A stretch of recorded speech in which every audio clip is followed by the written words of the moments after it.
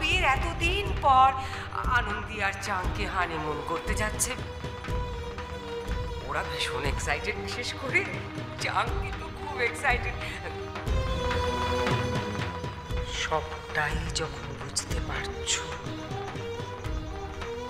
তখন আর সবকিছু ফিরে পাবার আশা করো না। সবাই তো সবকিছু পাওয়ার যোগ্য হয় না কবির।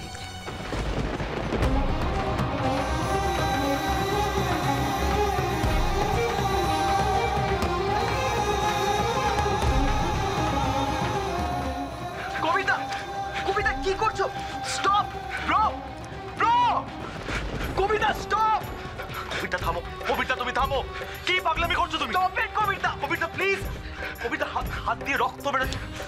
তুই কবিতাকে সামলা, আমি ফার্স্ট এড বক্স নিয়ে আসছি। Please please Kavita, please Kavita stop. কবিতা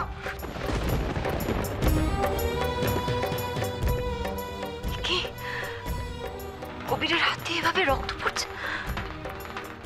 এসব কি হচ্ছে না তোমার পুজোতে?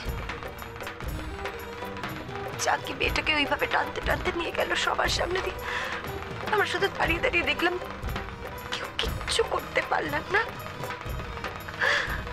আর ওদিকে মায়ের এত হাই প্রেশার, কেন এসব হচ্ছে?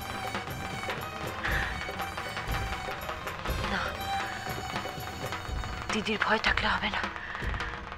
যে করে হোক আমায় আনন্দীকে বাঁচাতেই হবে। ঈশান, ছোটবাবু ঈশান কোথায়? কি হয়েছে দাদা?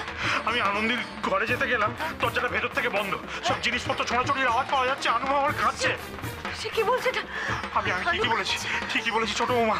আমার বড্ড চিন্তা হচ্ছে মেয়েটার জন্য। ঈশানকে বলো কিছু একটা ব্যবস্থা করতে প্লিজ। ঈশান কোথায়?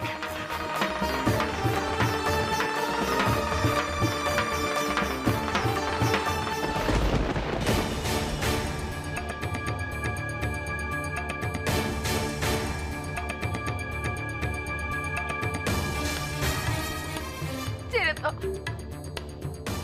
প্লিজ, জিৎ বাবাকে ছেড়ে দাও, লাগছে। ছেড়ে দাও প্লিজ। ছেড়ে দেবো তোমাকে সুইটু? কেন? আমার আদর তোমার ভালো লাগছে না? ভালো লাগছে না? কিন্তু কি করব সোনা মোনা, আমি যে এইভাবেই আদর করি তোমাকে। ছি, ছি, ছি।